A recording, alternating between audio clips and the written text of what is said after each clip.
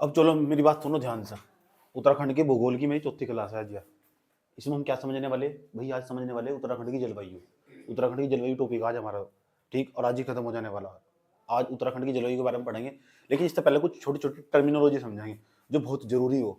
और भारत की जलवायु को कनेक्ट करते हुए पढ़ेंगे, क्योंकि भारत की जलवायु तो उत्तराखंड की जलवायु, उत्तराखंड भारत के अंदर ही तो आ रहा, तो भारत की जलवायु नहीं समझ में आने तो कभी नहीं समझ में आने का। तुम उत्तराखंड ही हो रहा तुम्हारा, ठीक है। कौन कौन सा मानसून से प्रभावित कर, पहले जाना कि जलवायु का मतलब क्या हो क्लाइमेट यार। एक हो मौसम, वेदर क्या हो, एक तो वेदर हो, एक क्लाइमेट हो, दोनों में डिफरेंस क्या हो, ये बहुत जरूरी समझना, ताकि तुम्हें समझ में आ सके कि हो क्या रहा और क्लाइमेट कितना तेजी के साथ चेंज हो रहा, इसका कितना इंपैक्ट पड़ रहा। उत्तराखंड पर भी इंपैक्ट पड़ रहा, भारत पर भी, मेंस में भी आगे लिखने को बहुत जरूरी हो, याद रखना बात। आओ समझते हैं पहले मौसम क्या हो। तो तुम कई साल पहले गणा आया था क्या, मेरे यार बदलना जाना मौसम की तरह, सही था वो। इसका मतलब मौसम फटाफट बदला। अभी मौसम क्षणिक हो, क्षणिक आज का, इसका मतलब आज कुछ और, कल कुछ और होगा, कल कुछ और, परसों को कुछ और होगा, तरसों कुछ और, आधे घंटे बाद चेंज हो जाएगा, बारिश छा जाएगी, बादल पड़ जाएंगे, इसे बोलते हैं मौसम। तो मौसम एक प्रकार की अल्पकालिक घटना हो, अल्पकालिक अल्पकालिक घटना जो बहुत छोटे समय के लिए हो। किसके लिए? साथ साथ बोलते रहना, पूछूंगा क्या क्या बताया मैंने। तो ये एक प्रकार की क्षणिक घटना या अल्पकालिक घटना जो बहुत समय के लिए हो। गाना क्या था, मेरे यार बदलना जाना मौसम की तरह। यानी जो प्रेमिका ना, वो क्या कहना चाह रही, प्रेमिका कहना चाह रही कि तुम ना मेरे साथ लंबे समय तक सस्टेन करो, सतत रहो मेरे साथ लंबे समय तक, बुढ़ापे तक मेरे साथ रहो, जब तक मैं मरूं। प्रेमिका कहना चाह रही अपने प्रेमी को, मेरे यार बदलना जाना मौसम की तरह, ये तो कहना चाह रही, ठीक। लेकिन प्रेमी तो प्रेमी हो, पक्का हो, समझ बात क्या। और वो कह रही मौसम न बनो, जलवायु बन जाओ। क्या बन जाओ? जलवायु बनाना चाह रही थी। जलवायु हो जो दीर्घकालिक हो। ये क्या है दीर्घकालिक, इसका मतलब समझते हैं। एक लंबे समय के बाद सर्दियां आ गई, सर्दी के बाद फिर गर्मी आ गई, गर्मी के बाद फिर बरसात आ गई, सर्दी गर्मी बरसात धूप। अगर धूप सर्दी गर्मी की बात करो कुछ समय के लिए, तो मौसम होगा जो डे टू डे चेंज हो जाएगा, घंटों बाद चेंज हो जाएगा, कुछ कुछ अगले 2 दिन बाद चेंज हो जाएगा, वो मौसम होगा जो समय एक लंबे समय के बाद चेंज होगा। जैसे 3 महीने गर्मी रही, फिर 3 महीने के बाद धीरे धीरे धीरे धीरे बरसात हुई, फिर सर्दी आनी स्टार्ट होगी। इसे बोलते हैं जलवायु। जलवायु, तो जलवायु एक प्रकार की दीर्घकालिक घटना, दीर्घकालिक। और जो हमारे पास ये मौसम हो वो क्षणिक घटना, क्षणिक अल्पकालिक घटना। याद रहेगी बात है। लेकिन सवाल हमारे यहाँ ना असर दिक्कत इस बात की, उत्तराखंड के अंदर, ये उत्तराखंड हमारा पूरा का पूरा, ये पूरा भारत, पूरे भारत के अंदर ना जलवायु तेजी के साथ चेंज हो रही। कभी किसी जमाने में जब बारिश पड़नी चाहिए थी तब बारिश जरूरत से ज्यादा पड़ जा रही, और जब बारिश की जरूरत नहीं होती, हमारे यहाँ जो IMD है, इंडियन मेट्रोलॉजिकल डिपार्टमेंट, भारतीय मौसम विज्ञान विभाग, वो हमेशा फैल हुआ है लगातार, पिछले 10 सालों से लगातार फैल हो रहा हो। क्यों फैल हो रहा? उसने बारिश बताई इतनी और हो रही इतनी, सही। उसने कहा 200 सेंटीमीटर की वर्षा होगी, किसी एक क्षेत्र में जाकर पता लग रहा राजस्थान के जयपुर में भी बाढ़ आ रही, अरे वहां तो बाढ़ का कोई चांस नहीं है, तो इसका मतलब IMD काम नहीं कर रहा, नुकसान है उसके। तो जलवायु तेजी के साथ चेंज हो रही। एक तो IMD, उस पर भी विश्वास नहीं रहा। एक वर्ल्ड मेट्रोलॉजिकल डिपार्टमेंट, वो भी फैल, सही बात। उन्होंने जितने भी आंकड़े दिए सारे का सारे झूठे, सही बात है। विश्व मौसम विज्ञान विभाग जिसे बोलते हैं, वो भी फैल होगा पूरा का पूरा। जितनी बड़ी बड़ी संस्थाएं सारी फैल, कई बादल फट जा रहे, समस्या चारों तरफ, समस्या ही समस्या। क्यों? क्योंकि क्लाइमेट चेंज हो रहा है, इसलिए पढ़ना जरूरी। तुम्हें तो क्लाइमेट के बारे में नहीं पता, उत्तराखंड की जलवायु के बारे में नहीं पता, ठीक है। तो उत्तराखंड के भारत की जलवायु के बारे में नहीं पता, तो क्या पता ही होगा तुम्हें क्या चेंज होगा, क्या प्रभाव पड़ेगा उस पर, कहाँ इंपैक्ट पड़ेगा, कौन कौन सी चीज को। तो इस चीज को मैं समझना अच्छी तरीके से आज, क्योंकि जलवायु के बारे में समझना जरूरी है। पेपर में क्या सवाल पूछे जाएंगे वो भी समझ बात है। अब सवाल है जलवायु को कौन कौन से कारक प्रभावित करते हैं। उत्तराखंड की जलवायु की नहीं, पूरे भारत की जलवायु को कौन कौन से कारक, पूरे भारत की नहीं पूरे वर्ल्ड की जलवायु कौन कौन से कारक प्रभावित करते हैं। दोस्तों मैं इंपॉर्टेंट बात बता रहा हूं, पेपर में क्या सवाल आएगा, जलवायु को प्रभावित करने वाले कारकों पर विचार कीजिए। कौन कौन से फैक्टर है जो जलवायु क्लाइमेट पे इंपैक्ट डालते हैं, जलवायु को प्रभावित करते हैं, प्रभावित करने वाले कारक। तुम बच्चे बैठे हो यहाँ, तुम्हें प्रभावित करने वाले कारक कौन कौन से। नंबर फर्स्ट, स्थान। अगर तुम स्थान अन्य स्थान पर घूमने जाते हो, वहां के स्थान तुम्हें प्रभावित करते हैं, एटीट्यूड बदलते हैं तुम्हारा, पहला कारक होगा। दूसरा क्या है, नए लोगों से बात करना, मिलना, एजुकेटेड लोगों से मिलना, वो भी तुम्हें इंपैक्ट डालता है। कितने कारक हो गए? 2। इस तरह कौन कौन से कारक, बहुत सारे कारक होंगे जो तुम पे इंपैक्ट डाल सके, प्रभाव डाल सके तुम। इसी तरह जलवायु पर कौन कौन सी चीज प्रभाव डालती है, कहाँ मौसम बदलेगा, कहाँ नहीं बदलेगा, कहाँ जलवायु बदलेगी, कहाँ नहीं बदलेगी, कहाँ सर्दी होगी, कहाँ गर्मी होगी, ठीक है। उसको कैसा होगी गर्मी, सारा खेल ताप का, टेम्परेचर का जिसे बोलते हैं। इसी चीज को मुझे समझना आज। देखो यहाँ दिखा दे रहा है, इसमें देखो कैमरा दिखा दे रहा, दिख रहा है। ये हमारे पास ध्यान से एक एक कर तुम्हें सवाल बताऊंगा तुम्हें कौन कौन से कारक है जो जलवायु प्रभावित करते हैं। पहला सिंपल सवाल है, समझना समझो अच्छे तरीके से। अब सवाल है मेरे पास, ये पृथ्वी हमारी, पृथ्वी को हम 2 भागों में बांट देते हैं। ये हमारे पास 0 डिग्री अक्षांश है, इसे हम 0 डिग्री अक्षांश कहते हैं। 0 डिग्री विषुवत रेखा कहते हैं, इक्वेटर कहते हैं, विषुवत रेखा कहते हैं, भूमध्य रेखा, कितने सारे नाम है इसके। ऊपर का जो भाग है ना, इसे उत्तरी गोलार्ध कहते हैं, नीचे भाग दक्षिण गोलार्ध कहते हैं। समझ नहीं बात है। इस पर ना पूरी पृथ्वी को अक्षांशों में बैठा हुआ, 1 0 1 2 3, ऊपर 90 अक्षांश, 90 नीचे हो गए, सही बात। 1 0 वाला होगा, तो अक्षांशों की टोटल संख्या कितनी? 181। 181 इन अक्षांशों पर जो 23.5 डिग्री पे आगा यहाँ से 23.5 डिग्री पे जो अक्षांश आगा 23.5 डिग्री उत्तर में 23.5 डिग्री दक्षिण में जो अक्षांश आगा उसको बोलते हैं कर्क रेखा। 23.5 में एक तो कर्क रेखा होगी, नीचे होगी मकर रेखा। मकर रेखा ये कर्क रेखा धीरे धीरे धीरे धीरे धीरे जब उत्तर की तरफ जाओगे ना, तुम उत्तर की तरफ जाओगे, इस पूरे भाग में सूर्य की किरणें 23.5 से लेकर 23.5 नीचे दक्षिण में 23.5 डिग्री अक्षांश तो उत्तर में होगा, 23.5 डिग्री दक्षिण में होगा। इसके पूरे बीच में सूर्य की किरणें साल भर खड़ी पड़ती है, और जब साल भर खड़ी पड़ने के कारण इस पूरे क्षेत्र को हम उष्ण गर्म होगा, यहाँ की जो जमीन होगी धधकनी स्टार्ट हो जाएगी, क्योंकि पूरा जमीन जहाँ पानी होगा वो गर्म होना स्टार्ट हो जाएगा। तो इस पूरे क्षेत्र के अंदर जलवायु पूरा 12 घंटे का दिन, इस पूरे क्षेत्र के अंदर जो पूरे साल भर गर्मी पड़े, साल भर गर्मी, इस 23.5 डिग्री उत्तर में 23.5 डिग्री दक्षिण में साल भर गर्मी पड़ती है। याद रखना बात में क्या बताया हूं। और यहाँ ना सूर्य अप डाउन होगा, सूर्य अप डाउन होगा, और जब सूर्य ऊपर चला जाएगा दक्षिण वाले भाग में विषुवत रेखा के गर्मी पड़ेगी, सर्दी पड़ेगी। जब सूर्य दक्षिण में चला जाएगा, ठीक है, तो वहां पता क्या पड़ेगी, नीचे वाले भाग में गर्मी पड़ेगी, ऊपर वाले भाग में सर्दी पड़ेगी। जब ध्यान से सुनना चाहिए, मैं क्या कह रहा हूँ, 23.5 डिग्री उत्तरी अक्षांश, 23.5 डिग्री दक्षिण अक्षांश, इसमें क्या होगा, सूर्य ऐसे मूव करता अप डाउन। कभी तो सूर्य उत्तरायण होगा, उत्तर में जाएगा, नॉर्थ में जाएगा, कभी साउथ में जाएगा, डायरेक्शन में सूर्य मूव करेगा। 23.5 डिग्री तो ऊपर नहीं जा पाता हो। कारण क्या है, मैंने भूगोल की कक्षा में अच्छी तरह समझा रखा है, ज्यादा एक्सप्लेन नहीं करेगा, भूगोल की क्लास पढ़ी मेरी अच्छी।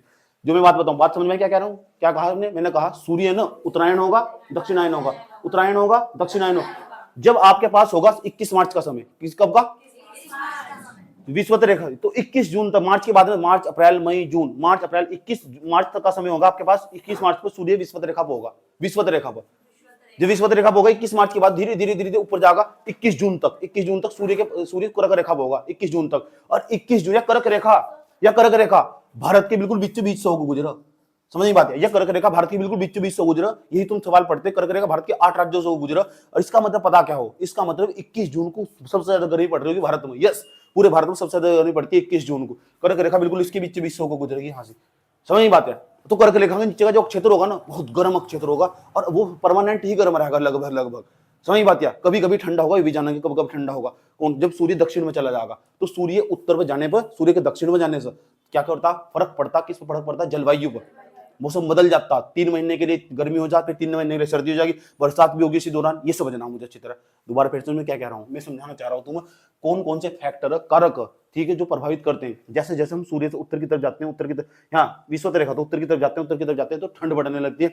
इस पूरे एरिया में बर्फ जमी हुई आज भी, जो ऊपर का इलाका पूरा का पूरा, इस दक्षिण के एरिया में पूरे में बर्फ जमी, अटलांटिक का हिस्सा, रूस हुआ, साइबेरिया हुआ, पूरे के क्षेत्र पूरे सारे साल भर जमे रहते हैं। कारण क्या है, अक्षांश। कारण क्या है, अक्षांश। तो वहां ऊपर तो सर्दी हो रही, नीचे क्या हो रही, गर्मी। अरे यहाँ के लोग तो देखो सारे के सारे बुरे मिलेंगे तुम्हें। कारण क्या, जलवायु, क्लाइमेट का असर पूरा का पूरा। भारत में क्यों नहीं मिलता ऐसे, भारत में देख लो ऐसे लगे सारे अफ्रीका तो आए सारे के सारे। सही बात, और सच में तुम अफ्रीका तो टूट का है, तो इतने सुंदर लोग भारत में क्यों नहीं मिलते। लेकिन जो भारतीय पर्वतीय क्षेत्र में रहने वाले लोग काफी सुंदर दिखाई देंगे। क्यों, क्योंकि जलवायु का खेल है सारा का सारा। किसका खेल है, वहां की जलवायु जैसी होगी वैसे ही उनका शरीर होगा, वैसे उनका रंग होगा, चमड़ी आएगी, ऐसे गोरे होंगे, काले होंगे। ऐसा बात समझ में आई क्या कहने की कोशिश करी जा रही। तो सारा खेल क्लाइमेट का। तो उत्तर में जाने पर अक्षांश, तो अक्षांशों का जलवायु पर प्रभाव पड़ेगा, नहीं पड़ेगा। हाँ, क्यों, क्योंकि जो उत्तर के अक्षांश होंगे, उत्तर के अक्षांश होंगे, दक्षिणी अक्षांश होंगे, वहां कड़ाके की ठंड पड़ती है। और ठंड पड़ने का क्या मतलब है, जलवायु। सही बात है, पड़े। और धीरे धीरे जैसे तुम धीरे धीरे विषुवत रेखा के पास जाओगे, वहां ठंड नहीं पड़ती, वहां सर्दी, वहां गर्मी होती है। क्या होती है, गर्मी। क्योंकि सूर्य की किरणें खड़ी पड़ती है विषुवत रेखा पर। 12 घंटे का दिन, 12 घंटे की रात हो। यहाँ से सूर्य ऐसा up down up down up down ऐसा करता रहा है। वो टाइम लगागा। 21 मार्च में यहाँ होगा, 21 मार्च को इस विषुवत रेखा पर धीरे धीरे 21 जून तक वहां इस विषुवत रेखा, इस कर्क रेखा पर पहुंच जाएगा। फिर धीरे धीरे नीचे डाउन करेगा। और दिसंबर के आसपास ना, दिसंबर के महीने में वहां ऑस्ट्रेलिया के सूर्य की किरणें खड़ी पड़ रही होगी। इस टाइम सूर्य दक्षिण में चला गया। नवंबर है ना, दिसंबर चल रहा है, नवंबर दिसंबर, सूर्य इस टाइम दक्षिण में चला गया। ऑस्ट्रेलिया में जबरदस्त गर्मी पड़ रही होगी, जबरदस्त। यहाँ ऑस्ट्रेलिया बचा हुआ, बिल्कुल बीच बीच से गुजरा इसके देखा हुआ मकर रेखा। ऑस्ट्रेलिया यहाँ बसा हुआ, वहाँ कड़ाके की ठंड पड़ रही होगी। यहाँ के जो अमीर लोग हो ना, मेरे जैसे अमीर लोग, जब मैं अमीर आदमी बन जाऊंगा, तो यहाँ की जब यहाँ सर्दी चल रही होगी ना, तो यहाँ गर्मी लेकर मजे लेने के लिए ना, जनवरी के दिसंबर के महीने में ऑस्ट्रेलिया का टिकट बुक करा, वहीं पहुंच गया सीधा जाकर। समझेगा। चलो, इतनी बात बताओ, समझ में ही नहीं है, कोई प्रॉब्लम आता है। चलो, ये तो पता लग चुका। इतनी बात बताओ, जलवायु को प्रभावित करने वाले कारकों में अक्षांश का योगदान है नहीं है, यस और नो। इसका मतलब क्लिक कर दोगे तुम, अक्षांशीय दूरी जो हो जलवायु को प्रभावित करने वाले कारकों में आती है, यस और नो। दूसरे नंबर पर जाओ, समुद्र तल से ऊंचाई। ये बड़ी इंपॉर्टेंट बात है, समुद्र तल से ऊंचाई। ये हमारे पास, ध्यान से सुना अच्छे तरीके से जो मैं बात बता रहा हूँ। ये हमारे पास भारत है। यहाँ की साइड में पड़ती है बंगाली खाड़ी। ये हमारे पास अरब सागर होगा। ये बंगाली खाड़ी होगी, तो बंगाली खाड़ी क्या होगी, समुद्र होगी। ये भाग ऊंचाई पर होगा, उठा हुआ भाग है ना, पूरा का पूरा, ये तो मिट्टी का भूभाग, यहाँ पानी होगा, यहाँ पानी होगा, ये बंगाली खाड़ी है। इस बंगाली खाड़ी में ना जो जो स्थान जितना ज्यादा ऊंचा होता चला जाएगा, उठता चला जाएगा। देखो यहाँ इतनी ऊंचाई नहीं है, लेकिन यहाँ पहाड़ों पर जाकर हिमालय ऊंचे उठे भाग, पता क्या खास बात हो, जब तुम पृथ्वी तल से इस समुद्र मिट्टी के भूभाग से धीरे धीरे 14-15 किलोमीटर की ऊंचाई पे चले जाओ, 14 किलोमीटर की ऊंचाई पर क्षोमंडल आ जाएगा। और जैसे क्षोमंडल आ जाएगा ना, तो क्षोमंडल आने के बाद पता क्या हो, 165 मीटर ऊपर जाओ, 1 डिग्री सेंटीग्रेड तापमान गिर जाएगा। फिर 165 मीटर ऊपर जाओ, 165 मीटर कितना, यस 165 मीटर ऊपर, 1 मीटर इतना हो, सही बात है, 165 मीटर ऊपर जाओ, 1 डिग्री सेंटीग्रेड तापमान में कमी हो जाएगी। 165 मीटर ऊपर 1650 मीटर के आसपास जाने पर 10 डिग्री सेंटीग्रेड तापमान में गिरावट आ जाएगी। यानी तुम मान लो, अगर तुम ऊंचाई पे बैठे हुए ना, कुछ लोग पहाड़ों पे बैठे हो, पहाड़ों पे इसलिए बैठे, पहाड़ों पे क्यों ठंड हो रही, इसलिए तो ठंड हो रही, इसे नॉर्मल लैप्स रेट कहते हैं, सामान्य ताप की ह्रास दर कहते हैं। सर 100 क्षोभ मंडल के बाद एक ऊंचाई के 4200 मीटर चल जाओ, 4200 मीटर के बाद में समझ लो 165 मीटर ऊपर 1 डिग्री सेंटीग्रेड तापमान नीचे, यहाँ के तापमान वहां के तापमान में धरती आसमान का अंतर होगा, इसे तो बोलो धरती आसमान का अंतर, यही हो। अभी तुम यहाँ चलो, यहाँ तो तापमान इसलिए ज्यादा होगा क्योंकि यहाँ की ऊंचाई ज्यादा, ऊंचाई बढ़ने के साथ साथ भी, ठीक है, समुद्र तल से ऊंचाई बढ़ने के साथ साथ भी समझो तापमान में ऑटोमेटिक परिवर्तन होगा। अगर ये क्षेत्र 5000 मीटर ऊंचे होंगे ना, तो समझो 14-15 डिग्री सेंटीग्रेड का तापमान ज्यादा होगा। अभी मैं कुछ दिन पहले ऊटी में गया था घूमने, तमिलनाडु के अंदर, वहां पता क्या था, जब यहाँ लगभग 40 डिग्री सेंटीग्रेड तापमान हो रहा था, तो वहां का तापमान 6 डिग्री सेंटीग्रेड हो रहा था। इसका मैंने स्टेटस भी लगाया था। क्यों लगाया था, केवल ऊंचाई बढ़ने के साथ साथ, समुद्र तल से ऊंचाई बढ़ने के साथ साथ तापमान में कहती है गिरावट आती है। क्या कहा मैंने भी, समुद्र तल से ऊंचाई बढ़ने के साथ साथ तापमान में कहती है गिरावट। तापमान में जो गिरावट आती है कितनी पाती है, ये भी सवाल पूछा हुआ है। 165 मीटर ऊंचाई पर जाने पर 1 डिग्री सेंटीग्रेड तापमान में कमी आ जाती है। बात समझ में आई? क्या कहा मैंने, 165 मीटर ऊंचाई पर जाने पर 1 डिग्री सेंटीग्रेड तापमान में कमी आ जाती है। इसे बोलते हैं नॉर्मल लैप्स रेट, सामान्य ताप की ह्रास दर। यस और नो? कोई प्रॉब्लम है? तो जब मैं ऊटी में गया था, वहां का तापमान 6 डिग्री सेंटीग्रेड हो रहा था। अब पता लगा क्यों हो रहा था वहां से, लेकिन वो तो फिर भी जब गर्मी पड़ रही थी, सूर्य पे यहाँ सारे में था, सूर्य यहाँ कर्क रेखा पर था उस टाइम, जून के महीने में सूर्य यहाँ जून जुलाई के आसपास यहाँ चरम पे सूर्य, समझ बात है, कड़ाके की ठंड पड़नी चाहिए, लेकिन वहां का तापमान यहाँ ऊटी यहाँ पड़ा, इस अच्छे में तमिलनाडु में ऊटी, कुन्नूर, मेट्टुपलायम, बहुत अच्छी सुंदर जगह, कभी घूमने का मौका मिला तो। जब मैं ऊटी में गया तो तापमान 6 डिग्री सेंटीग्रेड वहां की मैं सबसे ऊंचाई वाली बिल्डिंग पर मौजूद था, समझ बात है, जहां का एक रात का किराया भी समझो 5000 रुपए था। कितने हजार?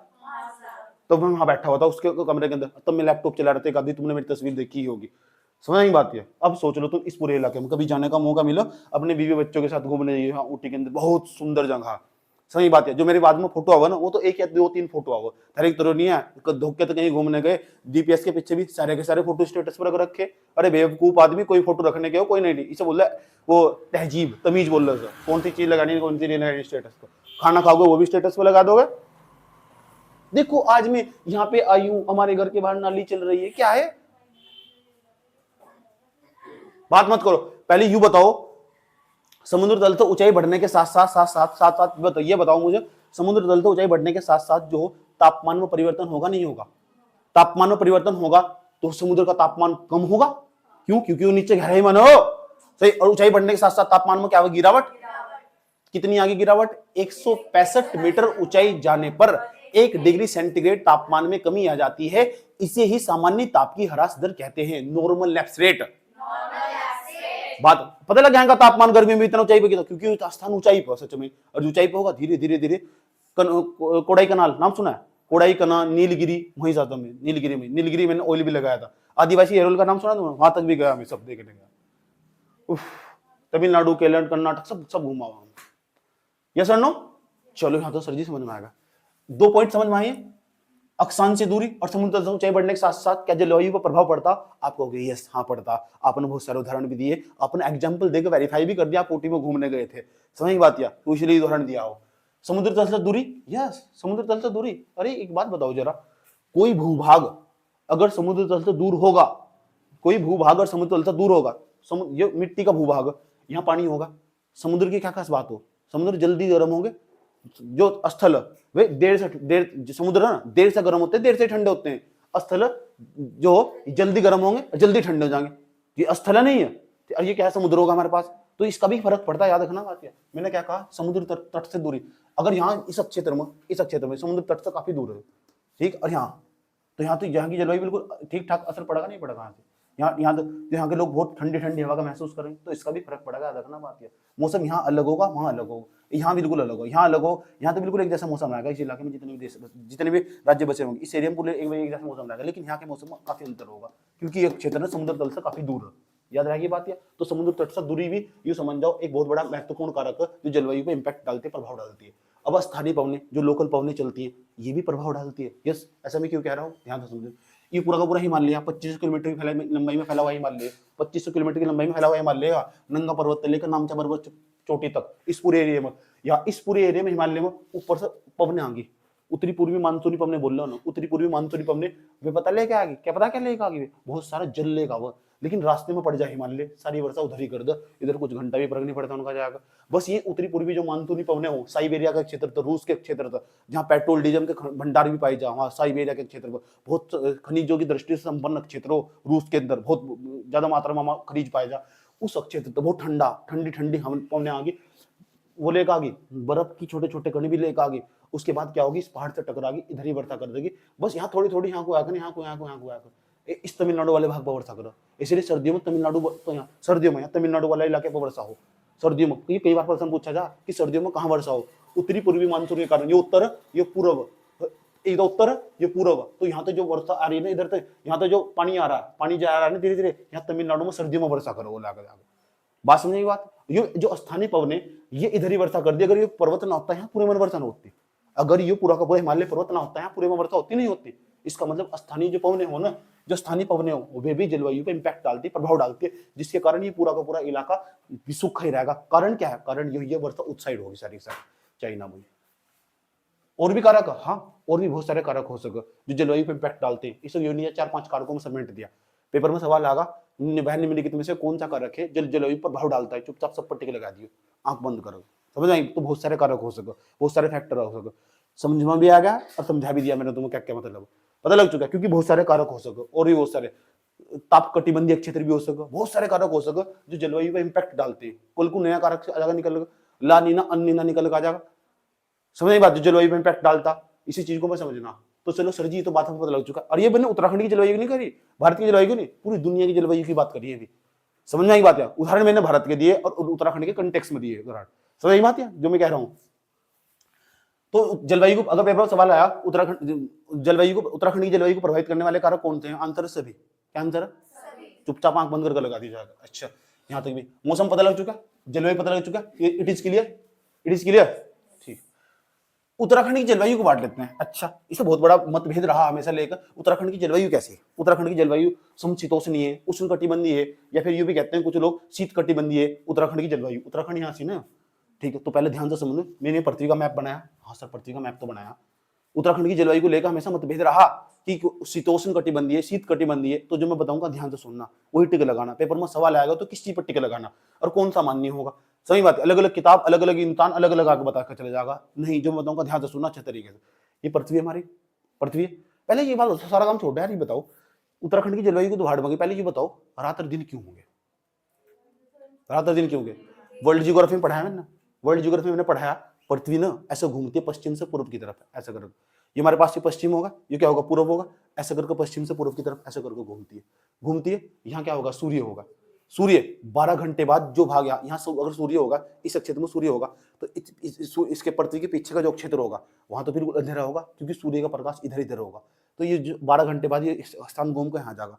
तो 12 घंटे बाद, दिन 12 घंटे का तो 12 घंटे की रात हो, तो स्थान 12 घंटे बाद घूमकर इस स्थान पर जाएगा। सूर्य गति करता है ना, तो पृथ्वी की घूर्णन गति के कारण, पृथ्वी जो घूर्णन गति कर रही, पृथ्वी की जो घूर्णन गति है ना, उसके कारण क्या होते हैं, दिन और रात होते हैं। ये बात समझ में आई।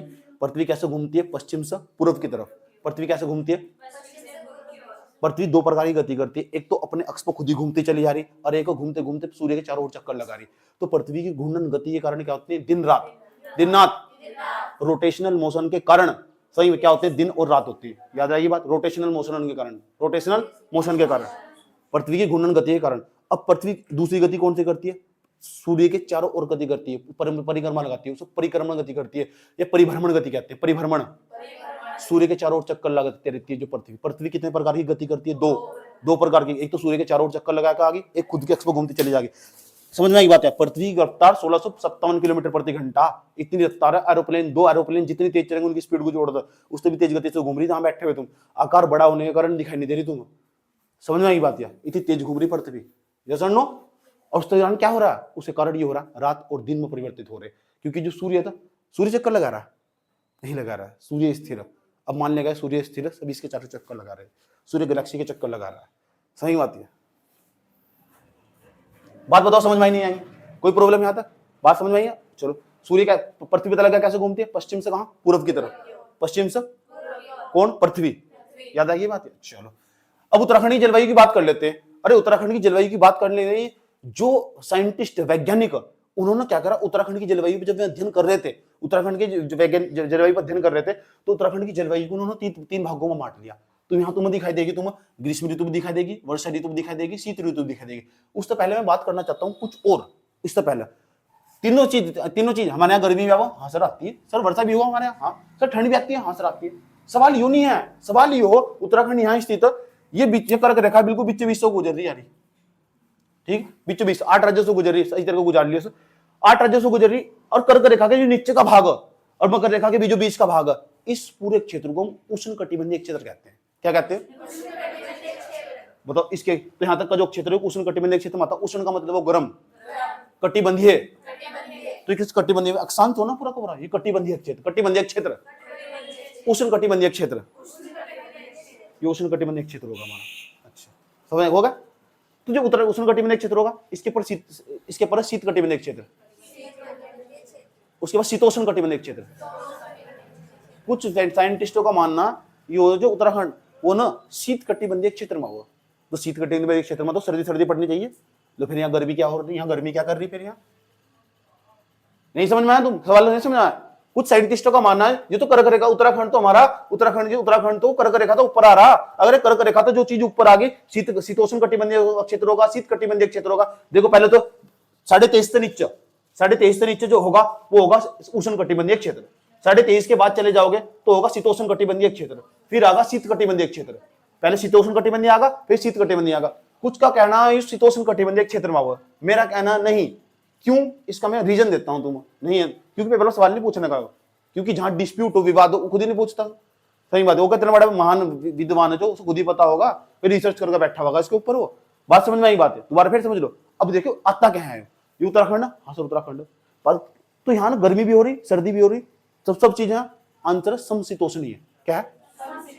समशीतोष्णीय, समशीतोष्णीय। इस पर टिक लगाओगे ज्यादा बढ़िया नंबर मिलेगा। समझ बात है? उष्ण कटिबंधीय, उष्ण कटिबंधीय भी रख दो कभी कभी। सम क्यों कह रहा हूं मैं यार, गर्मी भी हो रही है यहाँ से, और यहाँ भी गर्मी सर्दी सब चीजें हो यहाँ से, इसलिए ना उत्तराखंड की जलवायु को उष्ण कटिबंधीय क्षेत्र वाले पर टिक लगा दो, तब भी नंबर बढ़िया मिलेगा, नंबर मिलेगा उष्ण कटिबंधीय क्षेत्र पर लगाने पर। याद रहेगी बात? मैं भी कह रहा हूँ उष्ण कटिबंधीय क्षेत्र, क्यों कह रहा हूँ अब समझो। कारण क्या है? कारण ये हो, जो उत्तरी पूर्वी मानसून जो इधर से आ रहा वो न हिमालय तक टकरा के इस क्षेत्र में वर्षा कर दे, और इस क्षेत्र में तो यहाँ सर्दी हो ही नहीं पाती हकीकत यहाँ। सही बात है, जिस क्षेत्र जिस हिसाब से यहाँ की जलवायु बदलनी चाहिए ना, इतना प्रभाव नहीं पड़ पाता उसका। जब हमें कह रहे हैं उष्ण कटिबंधीय क्षेत्र, तो उष्ण कटिबंधीय क्षेत्र का प्रभाव यहाँ तक इस क्षेत्र तक सारे में दिखाई दे। तीनों प्रकार की जलवायु पाई जा, उसके बहुत सारे फैक्टर काम कर, तो इसलिए उत्तराखंड की जलवायु को उष्ण कटिबंधीय जलवायु कहेंगे। उष्ण कटिबंधीय, हाँ कुछ क्षेत्रों में ऊपर जाकर सर्दी ज्यादा, पूरे साल भर सर्दी पड़ती है, तो वहां शीत कटिबंधीय शीत कटिबंधीय क्षेत्र में आते हैं। जैसे जास्कर श्रेणी होगी हमारे पास, वो वर्ध हिमालय होगा, साल भर जो हिमाच्छादित रहता है, इसलिए लोग कंफ्यूज है, कभी शीत कटिबंधीय, कभी शीतोष्ण कटिबंधीय, कभी उष्ण कटिबंधीय। मेरे हिसाब से टिक कहां मारोगे? उष्ण कटिबंधीय। कहां पर? सही बात है, उष्ण कटिबंधीय। इसका मैं फिर प्रूफ दे दूंगा, अगर उन्होंने गलत मानना हो।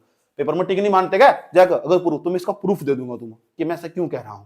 सही बात है, इस पर विवाद हो जाना, फिर मैं ऑब्जेक्शन मांगूंगा तो हम दे सकते हैं इस पर, ये सर नो, तो तुम लगाना उष्ण कटिबंधीय क्षेत्र पर। याद आएगी बात? अब सवाल है, उत्तराखंड की जलवायु को पढ़ने के लिए हम उसे 3 भागों में बांटते हैं, और 3 भागों में जब बांटते हैं, एक तो ग्रीष्म ऋतु जिसे गर्मी कहते हैं, एक वर्षा ऋतु जिसे बरसात कहते हैं, सही बात है, एक शीत ऋतु जिसे ठंड कहते हैं, जड्डा कहते हैं, जड्डा। सही बात है, ये क्या है? ग्रीष्म ऋतु, वर्षा ऋतु, शीत ऋतु बांट लेते हैं, और सबकी अलग अलग विशेषता। कारण पता लग गया, सर्दी पता लग गया क्यों होगी, गर्मी पता लग गया क्यों होगी, वर्षा भी जानेंगे क्यों होगी। तो इस एक एक करके जानते हैं गर्मी क्यों पड़ती है, पहले इसके बारे में जानते हैं। उत्तराखंड में क्या, भारत में भी जानेंगे, वर्षा क्यों होती है ये भी जानेंगे आज, उसके बाद ठंड क्यों पड़ती है ये भी जानेंगे। तीनों चीज जाननी, फिर पहले तो हम भारत के बारे में जानेंगे, फिर उसके बाद हम उत्तराखंड में चले जाएंगे, उत्तराखंड में ऐसा क्यों हो रहा, कब कब कहां उत्तराखंड में क्या हो रहा, यही बस, और क्या है। चले, मैंने क्या कहा, समझ में आया? क्या समझाया मैंने, बताओ? मैंने समझाया उत्तराखंड की क्या समझनी, जलवायु। उत्तराखंड में गर्मी कैसे हो रही ये समझना, उत्तराखंड में वर्षा कैसे हो रही ये समझना, उत्तराखंड में ठंड कैसे हो रही ये समझना, और कब कब हो रही, और कितनी कितनी हो रही, और किस क्षेत्र में ज्यादा हो रही, किस क्षेत्र में कम हो रही। उत्तराखंड का क्वेश्चन, चलो धड़ाम, सही बात है। और जहां क्वेश्चन का कंफ्यूजन था वो भी मैंने तुम्हें बता दिया, ठीक है। अब सवाल पे चलते हैं। सर ये क्या भला, तीसरे नंबर का पहला पॉइंट क्लियर है हमारा, ये पहला पॉइंट क्लियर, ये दूसरा पॉइंट क्लियर होगा, कुछ मैंने यहां समझाया तुम्हें साइड में रखकर। अब यहाँ तीसरे नंबर के पॉइंट पर जाओ। 23.5 डिग्री से लेकर 23.5 डिग्री उत्तर से 23.5 डिग्री उत्तरी अक्षांश, 23.5 डिग्री दक्षिणी अक्षांश, सुनूंगा मैंने क्या बताया, 23.5 डिग्री उत्तरी अक्षांश, 23.5 डिग्री दक्षिणी अक्षांश, ये कर्क रेखा होगी, ये मकर रेखा होगी। भारत यहाँ इसके इस कोने पर बैठा हुआ है, यहाँ साइड में। भारत ना उत्तरी पूर्वी गोलार्ध का देश है, उत्तर में और पूर्व में, भारत उत्तर और पूर्व में मौजूद है, उत्तरी पूर्वी गोलार्ध का देश है। अब धीरे धीरे यहाँ मकर रेखा होगी, ऑस्ट्रेलिया बिल्कुल इसके बीच से वो गुजरा, ऑस्ट्रेलिया का नक्शा ऐसा ही जैसे उत्तराखंड का नक्शा, बिल्कुल ठीक। तो यहाँ ना इसके जो बीच का क्षेत्र, इसे हम बोलते हैं उष्ण कटिबंधीय क्षेत्र। उष्ण कटिबंधीय क्षेत्र, जो उत्तरी पूर्वी मानसून है ना, वो ना हिमालय से टकरा कर अपना प्रभाव तिब्बत वाले क्षेत्र में ज्यादा प्रभावी होता, जिसके कारण इस क्षेत्र में वो इतना प्रभाव नहीं दिखा पाता। इस कारण उत्तराखंड की जलवायु को हम उष्ण कटिबंधीय जलवायु के अंतर्गत रखते हैं। दोबारा फिर समझाओ मुझे, उष्ण कटिबंधीय क्षेत्र के अंतर्गत हम उत्तराखंड की जलवायु को क्यों रखते हैं? इसलिए रखते हैं अधिकांश जलवायु यहाँ की उष्ण कटिबंधीय क्षेत्र में आती है। क्यों आती है? उत्तरी पूर्वी मानसून अपना प्रभाव उत्तराखंड के अंदर ना ज्यादा नहीं दिखा पाता। याद रहे बात है। हेलो, समझे? क्या समझाए हम तुमको? अरे समझ गए हो? तो अगर पेपर में सवाल आए तो कहां पे टिक लगाओगे? उष्ण कटिबंधीय जलवायु उत्तराखंड की, याद रही ये बात या? चलिए अब चलते हैं, हम कुछ समझा रहे थे, हम तुम्हें जाते जाते समझा रहे थे। अरे अच्छा, ग्रीष्म ऋतु, अच्छा एक बात और सुनना, ग्रीष्म ऋतु को उत्तराखंड के लोगों को अलग अलग स्थानों पर अलग अलग नाम से जाने जा। तुम तो कहो गर्मी आएगी, यहाँ के लोग कहते हैं क्या, जो मैदानी क्षेत्र में रहते हैं, गर्मी आएगी। कुछ लोग कहते हैं खरसा आएगी, वहां को थोड़ा सा एक मात्रा और लगा, खरसाऊ आएगी, खरसाऊ, सही बात है। पता है यहाँ के लोग क्या कहते हैं? यार जो गढ़वाला क्षेत्र में रहते हो लोग, जैसे टीरी में चले गए, ऊपर चले गए, तो कुछ जगह लोग कहते हैं, पुराने जो लोग होते हैं, यहाँ रूढ़ी नहीं आ रही, रूढ़ी, धूप, क्या नहीं आ रही? धूप, रूढ़ का मतलब धूप नहीं आ रही, समझ बात है। एक जोड़ा बैठा हुआ था, वहीं से एक बार में घूमने चला गया, समझ बात, जोड़ा जानते हो, समझ बात, उस साइड में बैठा है, बेबी थोड़ा उधर चलते हैं, यहाँ रूढ़ नहीं आ रही। ये रूढ़ क्या हो यार, मैं सोचता रहा रूढ़ क्या हो, रूढ़ धूप नहीं आ रही, क्या नहीं आ रही? धूप चाहिए ना, एलियन ने। सुन लो, ग्रीष्म ऋतु तो अलग अलग स्थानों पर अलग अलग नाम भाई, वर्षा ऋतु का अलग अलग स्थानों पर अलग नाम, शीत ऋतु का अलग अलग स्थानों पर अलग अलग नाम, यस और नो? ठीक है। अच्छा, ग्रीष्म ऋतु उत्तराखंड के स्थानीय लोग इसे ना रूढ़ी कहते हैं, रूढ़ी या खरसाऊ कहते नहीं, मेरी मम्मी कहती है, पुराने लोग में बोलते खरसा है कि खरसा, तो इसी चीज को सही नाम है खरसाऊ। तो कुछ लोग खरसाऊ के नाम से जानते हैं, कुछ लोग कहते हैं रूढ़ी खरसाऊ। तो ग्रीष्म ऋतु का नाम पता लग चुका। उत्तराखंड के जो गढ़वाली लोग वे ग्रीष्म ऋतु को, गर्मियों को रूढ़ी या खरसाऊ के नाम से जानते हैं, यस और नो? चलते आगे, चलो। अब इसका प्रभाव कब से कब तक आ गया, ये भी समझ लो, कब से कब तक आ गया। ये हमारे पास, ध्यान से सुना, ग्रीष्म ऋतु यहाँ कब से कब तक होगी। ये सूर्य की किरण है ना विषुवत रेखा पर, ये सूर्य की किरणें विषुवत रेखा पर, ये सूर्य की किरणें पड़ती है खड़ी, पता कब? 21 मार्च के आसपास। मार्च के बाद जैसे खत्म होगा, अप्रैल, मई, जून, जुलाई, इसमें ना सूर्य उत्तर में जाना स्टार्ट हो जाएगा। जैसे जैसे जैसे जैसे सूर्य उत्तर में जाएगा ना, 21 जून को सूर्य की किरणें यहाँ खड़ी पड़ेगी। जो व्यक्ति कर्क रेखा पर खड़ा होगा ना, उसकी परछाई गायब हो जाएगी। परछाई गायब होने का मतलब क्या हो, क्योंकि सूर्य हमारे बिल्कुल सिर पर आ जाएगा। 21 जून के महीने में आसपास तुम्हारे यहाँ जो भी व्यक्ति यहाँ इस क्षेत्र में रहता होगा ना, उसकी परछाई गायब हो जाएगी। परछाई गायब होने का मतलब कड़ाके की गर्मी पड़ेगी, और कड़ाके की गर्मी पड़ेगी, परछाई गायब। क्यों? क्योंकि सूर्य हमारे टटरे पर, बिल्कुल सर पर ही हमारे, यस और नो? ये खास बात है। कोई प्रॉब्लम यहाँ तक? क्योंकि सूर्य क्या होना स्टार्ट हो जाएगा, उत्तरायण। अच्छा, जब सूर्य उत्तरायण होगा तो जो दक्षिणी भाग होगा पृथ्वी का, वहां ठंड पड़ रही होगी नहीं। यहाँ क्या है, यहाँ हमारे पास दक्षिण अमेरिका, वहां ठंड पड़ती है। यहाँ क्या है, अफ्रीका में ठंड पड़ती है। यहाँ क्या है, इंडोनेशिया, वहां ठंड पड़ती है। यहाँ क्या है, नीचे वाले भाग में इलाके में क्या, ऑस्ट्रेलिया, वहां ठंड पड़ती है। यहाँ क्या है, न्यूजीलैंड, वहां इस पूरे एरिया में जबरदस्त मात्रा में ठंड पड़ती होगी, और भयंकर तरीके से ठंड पड़ती है, यस और नो? ठीक। तो यहाँ जब यहाँ गर्मी पड़ रही होगी, नीचे ठंड पड़ रही होगी, तो यहाँ के लोग जिनके पास तकड़ा पैसा हो, वे नीचे भाग जाओ, सही बात है, आराम से बनियान में घूमो जाओ, ऐसे करके। जैसे मैं गया था ना, वहां से 6 डिग्री सेंटीग्रेड तापमान था, और मैं ऐसे करके वहां शॉर्टकट कपड़ों में घूम रहा था, और वहां जैसे मैं गुजर रहा ना साइड से, सही लड़की मुझे देख रही, पता क्यों देख, लड़की भी लड़के भी देख रहे थे, उनका किसी सर्दी नहीं लग रही क्या, अभी जैकेट पहन के घूम रहे हैं वहां से, उनका तो रोज का काम है ना। सही बात है। जिस तरह अंग्रेज आ जाने यहाँ से या छोटे छोटे कपड़ों में घूम जाए यहाँ से बैठ कर, क्यों? क्योंकि उनके वहां बहुत सर्दी हो और यहाँ बहुत गर्मी है। रूढ़ी होगा, खरसाऊ होगा। प्रभाव मार्च से लेकर कब तक? जून तक। और 21 जून के बाद सूर्य दक्षिणायन होना स्टार्ट हो जाएगा। दक्षिणायन सूर्य दक्षिण में चला जाएगा धीरे धीरे। जून चला गया, जुलाई, अगस्त, सितंबर, अक्टूबर, धीरे धीरे धीरे धीरे धीरे दक्षिण में चला जाएगा सूर्य। फिर वहां ठंड शुरू हो जाएगी ऊपर, सूर्य का प्रभाव वहां कम हो जाएगा। अब देखो जुलाई, अगस्त, सितंबर, अक्टूबर, नवंबर तक आते आते ये समझ जाओ इस पूरे एरिया के अंदर ना सूर्य इस टाइम दक्षिण में चला गया। वहां कड़ाके की गर्मी पड़ रही होगी ऑस्ट्रेलिया के अंदर, दक्षिण में चला गया सूर्य। तो सूर्य उत्तरायण हुआ और दक्षिणायन हुआ। ये सर नो। चलो, सबसे गर्म महीना कौन सा हो? जून का। उत्तराखंड की बात चल रही, ये उत्तराखंड में सबसे गर्म महीना जून का हो। मैदानी इलाकों में जबरदस्त मात्रा में, हल्द्वानी हो गया हमारे पास, ये होगा नैनीताल वाला इलाका हो गया भाई, उधम सिंह नगर वाला होगा, हरिद्वार होगा, देहरादून, भयंकर तरीके गर्मी पड़ा है यहाँ। समझ बात है। शिवालिक क्षेत्र का तापमान 30 से लेकर 38 डिग्री सेंटीग्रेड रहेगा। शिवालिक क्षेत्र का तापमान बहुत सुहाना मौसम रहेगा हमेशा गर्मियों में भी। कहां से? शिवालिक क्षेत्र पर। और शिवालिक क्षेत्र के बारे में पहले ही पढ़ा चुका है, शिवालिक क्षेत्र पूरा खबर। ये शिवालिक रेंज पूरी की पूरी, या शिवालिक श्रेणी, इस पर तापमान वही है। सुंदर मौसम रहा 30 से लेकर 38 तक। कभी कभी गर्मी भी पड़ा। सही बात है, लेकिन फिर भी सुहानी हवा चलती रहा बिल्कुल अच्छे तरीके से। यहाँ इस गर्मी के बारे में इतना ही जानना। स्थानीय भाषा में ग्रीष्म ऋतु को लोग क्या कहते हैं? रूढ़ी, खुरसाऊ। गढ़वाली लोग क्या कहते हैं? धूप को रूढ़। रूढ़। यस और नो? चले, अब इसके बाद चलते हैं वर्षा ऋतु पर। किस पर? अब वर्षा ऋतु की बात कर लेते हैं। वर्षा ऋतु का अलग नाम क्या है स्थानीय भाषा में? यहाँ के लोग, कुमाऊं के लोग क्या कहते हैं इसे? कुमाऊं के इसे बोलते हैं बगस्याल, बसग्याल या चौमासा। अब हमारे गांव के लोग क्या कहते हैं? चमासा। क्या कहते हैं? पुरानी औरतें क्या कहते हैं यहाँ की? चमासा है। मेरी समझ में आता ही ना था कैलेंडर, मेरी समझ में आता ही ना था कैलेंडर। चमासा, जेठ, फागण ऐसे बोलते हैं गाँव में। फागुन को फागण बोलते हैं, फागण। कार्तिक को कतक बोलते हैं, कार्तिक को कतक बोलते हैं। सही बात है, ठीक। पर पीछे एक लड़का बैठा था क्लास में, मैंने पूछा कौन सा महीना चल रहा है, तो मुझे कैलेंडर पढ़ा रहे थे, तो पता क्या बोला पीछे? जी चमासा चल रहा है। चमासा, ये चमासा ही से बोलो, चौमासा। खरसा का मौसम, खरसा, खरसा वो अलग हो, खरसा गर्मी को बोलना।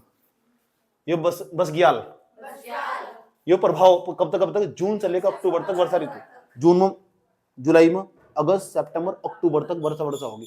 क्यों होगी वर्षा? ये समझ लो वर्षा क्यों होगी, ध्यान तो समझ लो वर्षा क्यों होगी। जरा एक बात बताओ, तुमने अपने घर में कभी पानी गर्म करा होगा? कराई होगा।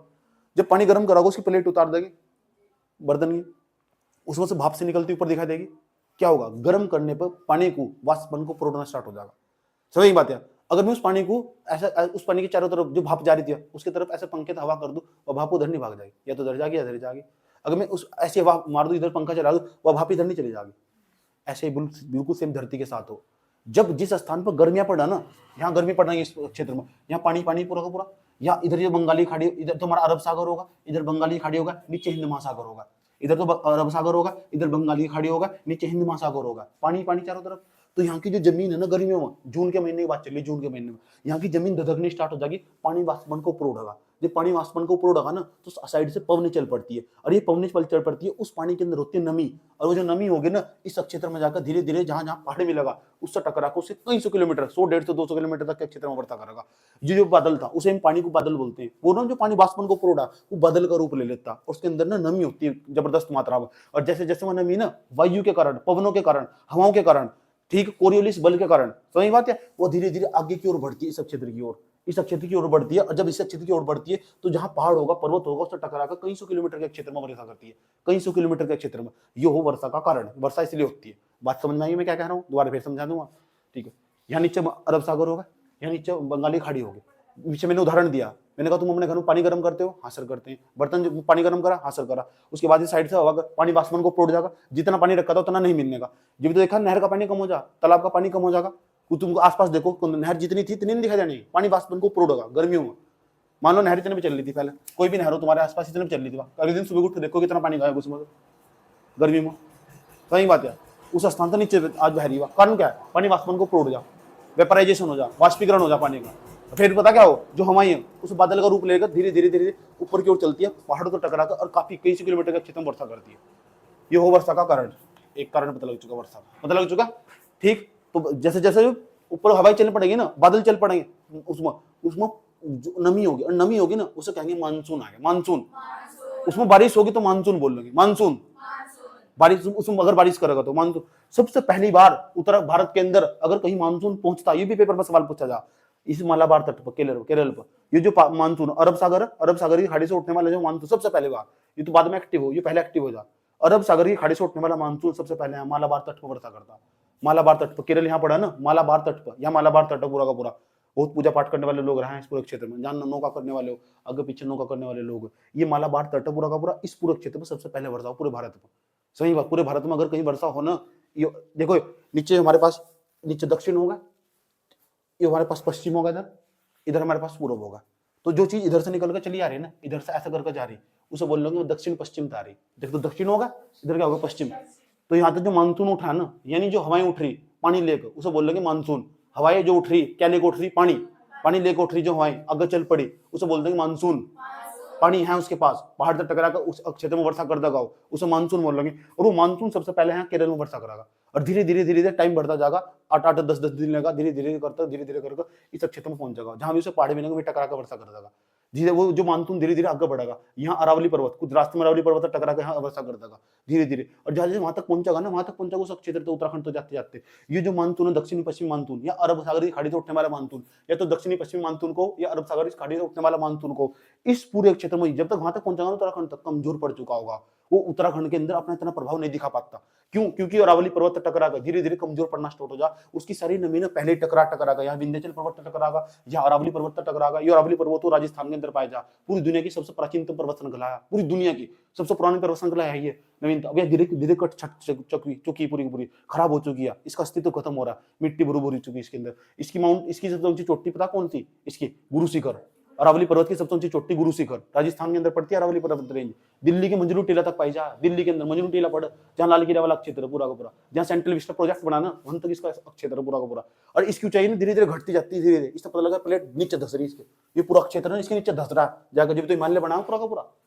सही बात, क्योंकि इसकी ऊंचाई इधर ज्यादा, उसकी उधर कम उधर। तो कोई चीज अगर कोई चीज ऐसा होगी वो पूरे ऐसा, या अरावली पर्वत यहाँ ऊंचा यहाँ नीचा, क्यों? इससे पता लगा ये क्षेत्र नीचे धस रहा है इसके। समझ नहीं बात है?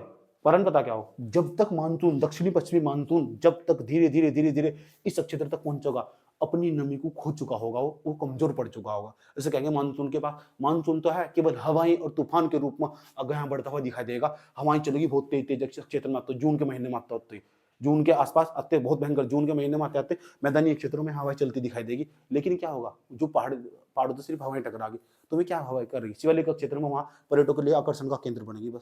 लेकिन यहाँ क्या करेंगे, फिर वहां लोग कैफे खोलकर अपने अड्डे जमाने स्टार्ट कर देंगे, उनसे इनका रोजगार चला उन हवाओं के कारण ही। सही बात है, लेकिन बारिश नहीं है, छोटी मोटी कभी कभी मानसून ज्यादा एक्टिव हो जा तो वहां पहुंच जाएगा। लेकिन अगर इस मानसून अगर कमजोर पड़ गया, जो मानसून इधर से जा रहा है अगर ये कमजोर पड़ गया मानसून धीरे धीरे इस पूरे क्षेत्र में सूखे का कारण ही बन सके। जब अल नीनो ना जा, अल नीनो एक घटना हो, यूट्यूब पर डाल लोगे अल नीनो क्या, ला नीनो क्या हो, मेरा भूगोल की वीडियो में पड़ा हुआ। जब अल नीनो आ जा तो उस मानसून की सारी नमी चुरा कर इधर बोल दो प्रशांत महासागर की तरफ हो, इसकी मानसून की नमी चुरा लगाओ पहले ही। अल नीनो की घटना हो 10 साल बाद या 8 10 साल बाद होगा घटना, पता क्या करो, इसकी मानसून की नमी चुरा के, जो मानसून इधर जा रहा था उसकी नमी चुरा के इधर मोड़ देगा पूरा का पूरा। इस पूरे क्षेत्र में सूखा पड़ा भयंकर तरीके से। अभी कुछ दिन पहले अल नीनो गया, लानीना जा, पता क्या हो लानीना, ये भी घटना हो, पता क्या, यहाँ मानसून ज्यादा मात्रा में जाएगा, ज्यादा मात्रा में पानी जाएगा, राजस्थान में यहाँ वहां चारों तरफ बादल फटने की घटना तुम्हें दिखाई देगी।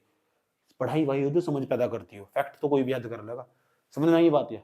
क्या क्या कोशिश करी जाए, ये मानसून जो अपना प्रभाव दिखाया जाता। पेपर में सवाल आगा तुमसे, उत्तराखंड के अंदर कौन सा मानसून ज्यादा प्रभावी होता, ये अप्रभावी मानसून उत्तराखंड के अंदर इतना असर नहीं दिखा पाता। हरिद्वार तक पहुंचेगा, देहरादून तक पहुंचेगा, उधम सिंह नगर के कुछ इलाकों तक पहुंचेगा, और फिर वहां जाते जाते ये कमजोर पड़ना स्टार्ट हो जाएगा। उत्तराखंड के अंदर, उत्तराखंड एक पहाड़ी इलाका, वहां इसका इतना प्रभाव नहीं पड़ता दक्षिण पश्चिमी मानसून का। अरब सागर की खाड़ी से उठने वाला मानसून इतना प्रभावी नहीं होता जितना बंगाल की खाड़ी से उठने वाला मानसून हो। अब इसके बारे में समझते हैं। उत्तराखंड के अंदर 2 मानसून प्रभावी हो जिनके कारण बारिश हो यहाँ से, इसके कारण यहाँ बारिश होती है बहुत कम मात्रा में, छोटी फुट वर्षा होती है, छोटी मोटी वर्षा, एक बूंदाबांदी होगी फिर तो लगा बादल चढ़ हो जाएंगे। सही बात है, वे बादल बरस कहीं और जहाँ पर जाकर, यानी बरसने को पूरी जगह नहीं मिलती। सही बात, पहली बात उनके अंदर नमी नहीं होती। सही बात है, घड़ बरसते हैं, जो गरजते हैं बरसते नहीं, वही वाला सिस्टम। अभी बंगाली खाड़ी से उठने वाला मानसून, ये बंगाली खाड़ी से उठने वाला मानसून, ये भयंकर मानसून हो, सबसे ज्यादा वर्षा हो यहाँ चेरापूंजी मानचिरम में, कभी तो चेरापूंजी में जा, कभी मानतेरम में जा, मेघालय के अंदर पड़, एक बार गया घूमने, इस बार दोबारा जाऊंगा, लोकल जनजाति मिलने का मौका मिलेगा वहाँ। वहाँ बारिश ही होती रहा है, लोग भी रह रहे हैं वहाँ, आग भी जलाते हैं, खाना भी खाते हैं, सब यूट्यूब पर सर्च करके देखोगे ना उनके वीडियो, पता लगेगा तुम्हें। चेरापूंजी मानसीराम मेघालय के अंदर पड़ा, गारो खासी जयंतिया यहाँ पहाड़िया पड़ा, गारो खासी जयंतिया यहाँ पहाड़िया पड़ा, और गारो के नाम से वहाँ जनजाति भी रहा, ट्राइबल जिसे बोल रहे वे जनजाति जो रहती है ना यहाँ से, इस पूरे एरिया में कैसे सर्वाइव करती होगी, सबसे पहले यहाँ वर्षा होगी।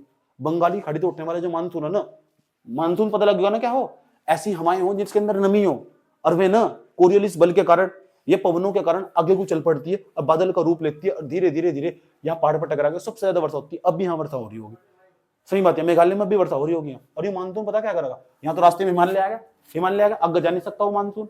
अभी भैया हवाएं ना 100, 150, 200 किलोमीटर तक के एरिया में ऐसे करके चल पड़ेगी, और इसके और चाहे चल पड़ेगी नहीं, पश्चिम बंगाल में भयंकर वर्षा, झारखंड वाले इलाके में यहाँ भयंकर वर्षा, झारखंड रांची वाला इलाका हो, बिजली कड़कती रहती है 24 घंटे में। एयरपोर्ट को उतरा ना वहां से रांची बिसरा मुंडा एयरपोर्ट करके एयरपोर्ट पड़ा पूरा का पूरा, उस टाइम पे वहां भयंकर वाली बारिश पड़ रही थी, भयंकर वाली बिजली कड़कटा, बिजली गिरी जाती है कहीं भी इस पूरे इलाके में। और जैसे जैसे मानसून आगे बढ़ेगा ना, आगे बढ़ेगा धीरे धीरे कमजोर पड़ना स्टार्ट हो जाएगा। लेकिन उत्तराखंड में अगर कोई सबसे ज्यादा वर्षा करे मानसून, यही मानसून हो, उत्तराखंड में सबसे अधिक प्रभाव दिखाता है। याद रखना महादेव, दक्षिणी पश्चिम मानसून नहीं है, बंगाल की खाड़ी से उठने वाला मानसून उत्तराखंड में ज्यादा प्रभाव दिखाता है। उत्तराखंड के लोगों को अगर फसल पैदा हो रही, बारिश का मजा लेते हैं उत्तराखंड के लोग, पहाड़ी लोग भी सारे इस मानसून के कारण ले रहे सारा मजा। जितनी बारिश हो रही, चाहे वो बागेश्वर हो, हाँ इस पूरे इलाके में वर्षा कहाँ होगी सबसे ज्यादा, इस क्षेत्र में सबसे ज्यादा वर्षा होगी, शिवालिक वाले में, भाबर वाले इलाके में सबसे ज्यादा वर्षा होगी। क्यों? ऊंचाई बढ़ने के साथ साथ पता क्या होगा, ऊपर ऊंचे ऊंचे पहाड़ मिलेंगे तो पहले ही पता कहां से टकराएगा मानसून, पहले कहां टकराएगा, छोटे पहाड़ तो टकराएगा। छोटे पहाड़ कौन चाहिए, शिवालिक रेंज आ गई, शिवालिक रेंज में सबसे ज्यादा वर्षा 200 सेंटीमीटर की, शिवालिक तराई भाबर वाले क्षेत्र में, शिवालिक वाला होगा तो तराई वाला होगा 200 सेंटीमीटर के आसपास वर्षा, शिवालिक तराई भाबर, ये शिवालिक तराई भाबर वाला होगा। नरेंद्र नगर में उत्तराखंड में सबसे ज्यादा वर्षा हो, 318 सेंटीमीटर की वर्षा, 318 सेंटीमीटर की वर्षा। पूरे भारत में कहां सबसे ज्यादा, पूरी दुनिया में सबसे ज्यादा वर्षा कहां हुई हो, पूरे भारत में तो ही, पूरी दुनिया में भी यही हो, मेघालय में। मेघालय के अंदर कहां सी, गारो खासी जयंती की पहाड़ियों पर स्थान क्या है, चेरापूंजी मानसीरम। कभी तो चेरापूंजी पहले नंबर पर जा, कभी भी मानसीरम पहले नंबर पर जा। वो इंडियन मेट्रोलॉजिकल डिपार्टमेंट बताएगा, भारतीय मौसम विज्ञान विभाग बताएगा कि कहां वर्षा हुई, इस साल ज्यादा हुई, कहां ज्यादा हुई। बात समझ में आ रही है, मैं क्या कहने की कोशिश कर रहा हूँ। उत्तराखंड में क्या हाल चाल है, हाल क्या है, दिलों का ना पूछो सनम, यही है सही बात। ये क्या है हमारे पास, तराई भाबर और शिवालिक वाला इलाका होगा, यहाँ ज्यादा वर्षा होती है, क्योंकि ऊपर चढ़ेंगे ना मानसून प्रभावी हो जाएगा। ऊंचाई पर जाने जाते जाते जाते जाते वो धीरे धीरे थक जाएगा बेचारा, सारी वर्षा इधर ही कर देगा, तो सारा पानी ही बरसा देगा, ज्यादा वर्षा तो वहाँ यहाँ तक पहुंचते पहुंचते नहीं, जब वहां हिमालय तक पहुंचेगा, वहां हिमालय तक पहुंचते पहुंचते जो मानसून जब पहुंचेगा, वहां हिमालय तक पहुंचते पहुंचते कमजोर पड़ चुका होगा, केवल इतनी 40-80 सेंटीमीटर वर्षा। इसलिए पहाड़ों पर वहां जहाँ बर्फ पड़ी रहना, वहां ज्यादा वर्षा नहीं होने की, कितनी 40-80 सेंटीमीटर के आसपास पड़ता।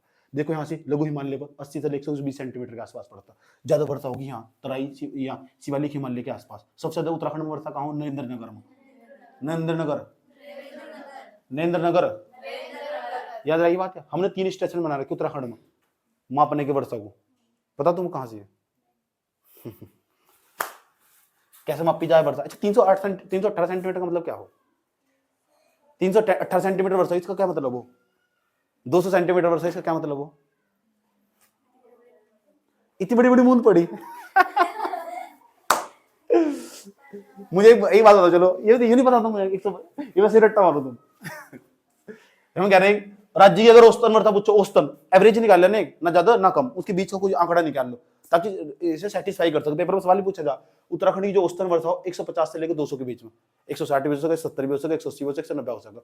औसतन वर्षा पूछो तो 150 से लेकर 200 सेंटीमीटर के इस पर टिक लगाना। तुम बात समझ आएगी, बात है कोई प्रॉब्लम यहाँ तो। उत्तराखंड में कौन सा मानसून प्रभावी होगा पता लग चुका, उत्तराखंड में सबसे ज्यादा वर्षा कहाँ होगी वो पता लग चुका, उत्तराखंड में जैसे उत्तर की तरफ चलते जाएंगे वर्षा कम क्यों होगी वो पता लग चुका।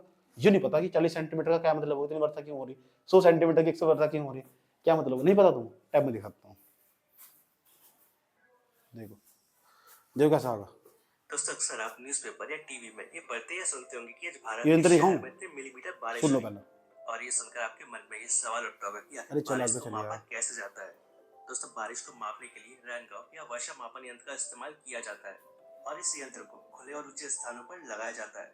मतलब इस यंत्र को लगाने के लिए ऐसा स्थान चुना जाता है जहाँ आसपास पेड़ पौधे और ऊंची दीवारें न हो, ताकि बारिश का जो पानी होता है वो सीधे इस यंत्र में गिरे। दोस्तों ये जो यंत्र या डिवाइस होती है ये एक सिलेंडर की तरह होती है। ये यंत्र पूरा का पूरा ऐसे स्थान पर लगाएंगे ना तो ज्यादा ऊंचा हो ना नीचा हो, पानी आएगा भर जाएगा उसको, और ज्यादा पानी भरेगा उसके अंदर तो उसमें centimetre 1 centimetre 2 centimetre 3 centimetre 4 centimetre 5 centimetre 6 centimetre. सही बात है, समझ गए ना? मैंने पिछले वीडियो दिखाया, अगर फोटो इमेज दिखाता तो बहुत ज्यादा दिक्कत थोड़ी होती। पता लग गया ना क्या हो? एक स्केल टाइप का हो, स्केल टाइप का पूरा उस एक सिलेंड्रिकल टाइप का हो, बेलनाकार हो, उसमें पानी भरता जाएगा। पानी भरा उसमें 80 सेंटीमीटर तक, इसमें 80 सेंटीमीटर वर्षा होगी। पानी भरेगा उसमें लगातार 100 सेंटीमीटर 100 सेंटीमीटर वर्षा होगी। नरेंद्र नगर में जाकर उस खाली स्थान पर रख दिया तो 318 सेंटीमीटर वर्षा होगी। यहाँ होता कितनी वर्षा होगी? यहाँ सबसे वर्षा कहाँ हो भारत में? सबसे ज्यादा वर्षा यहाँ हो। कितनी वर्षा होती है अंदाजा लगाओ? नहीं पता? अभी दिखाता हूँ कितनी वर्षा हो। पता लग गया? पूरी दुनिया में सबसे ज्यादा मेघालय के अंदर मानसीराम में 16 इंच तक बारिश हो, 16 इंच तक।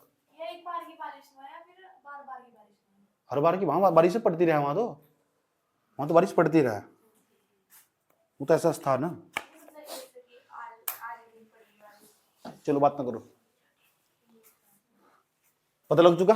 तो उत्तराखंड के अंदर 2 मानसून प्रभावी हो जो अपना वर्षा दिखाते हैं। ज्यादा प्रभावी मानसून हो बंगाली खाड़ी से उठने वाला मानसून, बंगाली खाड़ी से उठने वाला मानसून ऐसा करके यहाँ हिमालय पर्वत श्रृंखला के समांतर चलता है पश्चिम की तरफ। ये पश्चिम है नहीं, पश्चिम की तरफ चलना स्टार्ट कर दिया तो पूर्व से पश्चिम की तरफ, और वो अपना प्रभाव ज्यादा दिखा पाता है। उत्तराखंड के अंदर जो सबसे ज्यादा वर्षा होती है, लोग कृषि करते हैं, झूम कृषि करते हैं, पहाड़ी कृषि करते हैं, वो सब इसी का असर पूरा का पूरा, यहीं से पानी मिलता है। ये सर नो कोई प्रॉब्लम यहाँ तक? ठीक, अब आगे चलते हैं, थोड़ा और भी क्वेश्चन जान दें। सबसे ज्यादा वर्षा होगी, पता लगा कहाँ होगा? पूरा का पूरा इनकी हालत देखो, ऐसा करो, पहाड़ होगा पूरा का पूरा, ये शिवालिक रेंज होगी, ऊपर चल मध्य हिमालय होगा, वरहद हिमालय होगा, फिर ट्रांस हिमालय होगा। यहाँ तक सारी वर्षा ही करता कराएगा, इस पूरे एरिया में सबसे ज्यादा वर्षा करेगी। सबसे ज्यादा ऊपर तक पहुंच जाएगा, कम वर्षा होगी, वो थोड़ा ऊपर जाएगा कम वर्षा होनी स्टार्ट हो जाएगी। देखो ऊपर कम वर्षा होगी 40 सेंटीमीटर 80 सेंटीमीटर, या 80 तक 120 सेंटीमीटर। वनस्पतियां सबसे ज्यादा इसी क्षेत्र में पाई जा, इस क्षेत्र में बहुत वनस्पति जा। अगर तुमसे पूछा जा सबसे ज्यादा वनस्पतियां उत्तराखंड के अंदर कहाँ पाई जा, पेड़ पौधे सबसे यहाँ लघु मध्य हिमालय पाई जा, याद रखना बात यह। उसके बाद अगर तुमसे पूछे सबसे वर्षा कहाँ हो, नरेंद्र नगर में हो। नरेंद्र नगर कहाँ पड़े? टिहरी के अंदर। नरेंद्र नगर में पॉलिटेक्निक का कॉलेज भी है ना, बहुत सारे स्टूडेंट पढ़ रहे हैं, बहुत अच्छा मौसम है यहाँ, याद रखना बात। उसके बाद ये हमारे पास 200 सेंटीमीटर के आसपास वर्षा होती है, 200 सेंटीमीटर के आसपास इस क्षेत्र में वर्षा होती है। सबसे ज्यादा वर्षा से अगर सबसे ज्यादा वर्षा पूछो तो शिवालिक रेंज में बताना, शिवालिक रेंज तराई भाबर वाले क्षेत्र वाले इलाके में, समझ में बात है। और सबसे ज्यादा वर्षा हो गया इस क्षेत्र में पानी भर जाएगा, पानी भर जाएगा तो फिर वहाँ धान की फसल होगी, गन्ने की फसल होगी। और धान के गन्ने की फसल के मामले में उधम सिंह नहीं प्रथम, और रुड़की होगा पहला, हरिद्वार के अंदर भयंकर तरीके से यहाँ वर्षा होती है, याद रखना बात है। कोई प्रॉब्लम यहाँ तक? चले, ये तो हो चुका हमारे पास, ये तो हो चुका हमारे पास ग्रीष्म ऋतु, ये हो चुका हमारे पास शीत ऋतु, वर्षा ऋतु। अब हम चलेंगे शीत ऋतु। अच्छा, जिस तरह ग्रीष्म ऋतु का स्थानीय भाषा में अलग नाम है, जिस तरह वर्षा ऋतु का स्थानीय भाषा में बगसियाल या चौमासा कहते हैं, इसी तरह हम शीत ऋतु को स्थानीय भाषा में अस्युंद कहते हैं। अस्युंद, अस्युंद इसे कहते हैं शीतकला। यहाँ के बागेश्वर की तरफ के लोग बोलते हैं, बागेश्वर की तरफ के लोग बोलते हैं, कुमाऊं के कुछ लोग बोलते हैं, गढ़वाल के भी कुछ लोग, चमोली के भी कुछ लोग इसी नाम से जानते हैं शीत ऋतु। मैंने उन्हें कहते हैं सर्दी आएगी, मैं कहता है श्युंद आएगी, श्युंद ये कहते हैं। फिर शीतकला आएगी, शीतकला, शीतकला कब से कब तक होगी? सर्दियां अक्टूबर से स्टार्ट हो जाएगी, अक्टूबर खत्म हुआ था नवंबर। अब हमारे यहाँ तो नहीं, अरे हम प्लान लगे वहां है, हम यहाँ उत्तर हरिद्वार वाले ना, हरिद्वार वाले जितने भी लोग और आते थे उनके जो जितने भी लोग ये धोखे से उत्तराखंड में, सही बात है। उत्तराखंड में है नहीं, तुम यूपी के, कहाँ पहाड़ी इलाका दिख रहा तुम्हें? पहाड़ आसपास यहाँ सही में, हमारे यहाँ पहाड़ दिख जाने से मिट्टी काट काट को से उड़ा देंगे, देख के नहीं मोटरियर बनते ले कट्टे भर भर को मिट्टी के, अरे पड़ा तो सारा पहाड़ अपने घर में लगे पीछा में। बात मत करो, ये नहर थी ना मैंने यहाँ से, नहर की बड़ी इतनी बड़ी बड़ी ईंटें अपने फाड़ फाड़ के अपने घर में ले गए बड़े शौक के साथ। कोई पड़ोस वाला चार लेगा है ना, देखो हम इतनी सारी ईंट लेगा है, देखिए सरकारी संपत्ति है, खुश भी तो हो बहुत। सुन लो, शीत ऋतु, इनकम टैक्स वालों का मैसेज आएगा मुझे यार, इनकम टैक्स वालों का मैसेज आएगा मुझे कल, मुझे परेशान कर दिया उन्होंने यार। टैक्स जीएसटी नंबर थोड़े बनवाया, वो टैक्स चोरी करनी सिखाई थी ना मैंने, तो जब मैंने इकोनॉमिक्स पढ़ाई थी वो मेरे पे लागू होगा मुझे। चलो अब कहाँ तक यार, 18% देना है ना पूरा का पूरा। अगर 1 लाख रुपए कमाए तो 18,000 रुपए इनके हलक में रख दो जाकर यार, तो कुछ भी कुछ करना ना धरना जाकर। गरीब आदमी तो प्रॉब्लम, अमीर बनो तो प्रॉब्लम। चलो शीत ऋतु देख लो यहाँ से, शीत ऋतु होगी, स्थानीय भाषा होगी, स्थानीय भाषा में श्युंद कहते हैं, शीतकला कहते हैं। हो गया तक मार्च से लेकर अक्टूबर तक। सबसे ज्यादा ठंडा हो जनवरी माह से, सबसे ज्यादा ठंड पड़ती है जनवरी में, जनवरी का महीना आने वाला। उत्तराखंड में सबसे ज्यादा ठंड जनवरी में पड़ेगी, अंग्रेजी में 8 का बन जाएगा तुम्हारा, तो ऐसे परेशान होकर सही बात है, सर्दियों में बाहर नहीं निकलते बिल्कुल भी। अध्यक्ष ऐसे सर्दियों में बता क्या करेंगे, 4-4 8-8 दिन बाद नहाएंगे, 8-8 दिन बाद, गजब। और बड़े गर्व के साथ बताते हैं तो 8 दिन बाद नहाया हूं मैं। शीत सुन लो, शीतकालीन वर्षा सुन लो, 5 दिन बाद, चलो बोलो, शीतकालीन वर्षा, शीतकाल में भी यहाँ वर्षा होती है। बड़ी इंपॉर्टेंट बात होता है, सर्दी में भी यहाँ उत्तराखंड में वर्षा होती है। कारण पता क्या हो, भूमध्य सागर पड़ा है और भूमध्य सागर से उठने वाले जो चक्रवात है, शीतकालीन जो चक्रवात है भूमध्य सागर से, जिसे हम जेठ धाराओं के नाम से जानते हैं, वे जेठ धाराएं वहां से यूरोप के पास से चल आती है, इस क्षेत्र में धीरे धीरे अपना प्रभाव दिखाती है। कुछ इलाकों में सर्दियों में वर्षा होती है, कुछ इलाकों में, ये भी हमें जानना कहाँ कहाँ सर्दियों में वर्षा होती है, कौन कौन से इलाके में। सुन लो, बात मत करो। सर्दियों में पश्चिमी चक्रवात पर अपना प्रभाव दिखाएगा, 12.5 सेंटीमीटर की वर्षा, इतनी ज्यादा वर्षा नहीं है, हल्की फुल्की छुटपुट वर्षा दिखाई देगी यहाँ कभी कभी सर्दियों में।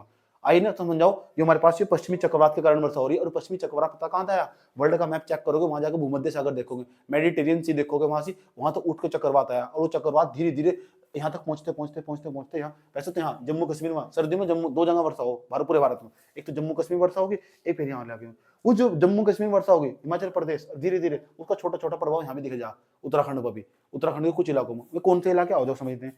वर्षा होगी टिहरी में सर्दियों में, पौड़ी में, अल्मोड़ा में, देहरादून में, कभी कभी हरिद्वार में उसका जगह जगह छोटा मोटा अंश दिखाई देगा, अगर पश्चिमी चक्रवात ज्यादा एक्टिव हो, ज्यादा वर्षा लेकर आओ, ज्यादा पानी लेकर आओ उधर से, समझ नहीं बात यार, तो जो कभी कभी यहाँ इस इलाके में भी एक्टिव हो जाओ। सर्दियों में पूरे भारत में 2 ही जगह वर्षा होगी, एक तो तमिलनाडु के कोरोमंडल तट पर होगी, जम्मू कश्मीर के अंदर होगी, पेपर में यही टिके लगाना, सही बात यार। अगर उत्तराखंड के अंदर पूछे सर्दियों में कहाँ वर्षा होगी, एक तो होगी टिहरी के अंदर, एक होगी पौड़ी के, एक अल्मोड़ा के, एक देहरादून के अंदर। टिहरी योरा टिहरी, योर हमारे पास टिहरी, अल्मोड़ा होगा योरा अल्मोड़ा के अंदर, देहरादून के अंदर योरा देहरादून के अंदर। कौन सा मानसून प्रभावी हो रहा है, मानसूनी पश्चिमी चक्रवात प्रभावी हो रहा है। चक्रवात कैसे बनते हैं, चक्रवात में मेरा भूगोल में जाके वीडियो देख सकते हैं, चक्रवात कैसे बनते हैं, कैसे नहीं बनते, उससे क्या सवाल बनते हैं, वो सारा मैंने समझा रखा है। लेकिन दिक्कत कहाँ, दिक्कत बताता हूं कहाँ, देखो ग्रीष्म ऋतु में हमने समझ ली, वर्षा ऋतु भी हमने समझ ली, शीत ऋतु भी हमने समझ ली, उत्तराखंड की जलवायु समाप्त हो चुकी। अब उत्तराखंड पीछे से क्या सवाल पूछेगा, उत्तराखंड की जलवायु कैसे प्रभावित हो रही, ये समझ लो ध्यान से अच्छे तरीके से, ठीक है, तो ध्यान से समझ ली, लिखना हो तो। अब क्या होगा, ये मानसून ना, इसे मैं हाथ हटा रहा हूं,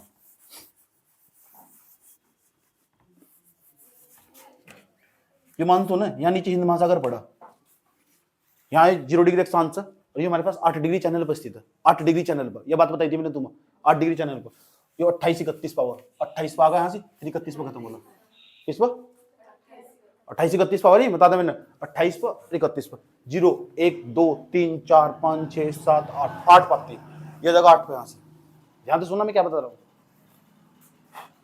यहां बन जा हमारे पास लो प्रेशर, यहां बन जा हाई प्रेशर। लो हाई प्रेशर को क्या बोलते हैं, हाई प्रेशर को बोलते हैं उच्च दाब का क्षेत्र, इसे बोलते हैं निम्न दाब का क्षेत्र। इस निम्न दाब के क्षेत्र को उच्च दाब के क्षेत्र से हवाएं चल पड़ती है, इस निम्न दाब के क्षेत्र को भरने के लिए यहां से हवाएं चल पड़ती है, और ये हवाएं ही तो हो जो नमी चुरा कर लेकर आती है, ये हवाएं ही तो हो जो नमी चुरा कर लेकर आती है। मैं कह रहा हूं इस जहां निम्न दाब का क्षेत्र होगा ना, वहां क्या आसपास तक बहुत भयंकर तरीके से हवाएं घूमेगी, ऐसा करके घूमती जाएगी, तुम देखा पत्ते भी ऐसे उड़ते उड़ते चले जा, बहुत भयंकर तरीके से वहां निम्न दाब का क्षेत्र क्रिएट होगा।